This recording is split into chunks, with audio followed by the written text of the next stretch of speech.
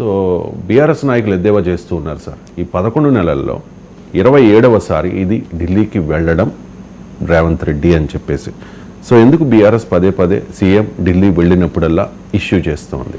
అంటే బీఆర్ఎస్ ప్రాంతీయ పార్టీ, ప్రాంతీయ పార్టీ ఎప్పుడైనా జాతీయ పార్టీలు ప్రశ్నించడానికి అదొక అస్త్రం.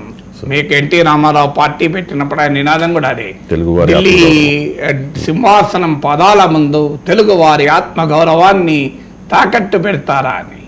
అందువల్ల ఎప్పుడైనా ఒక ప్రాంతీయ పార్టీ తనకుండే అడ్వాంటేజ్ అని మీకు కేసీఆర్ అనేకసార్లు చెప్పాడు. మా బాస్ మా హైకమాండ్ బీఆర్ఎస్ నాయకులు అనేకసార్లు మా హైకమాండ్ హైదరాబాద్లో ఉంటుంది కానీ మీ హైకమాండ్ ఢిల్లీలో ఉంటుంది అని కాంగ్రెస్ ఉద్దేశించి బీజేపీని ఉద్దేశించి మాట్లాడేవారు.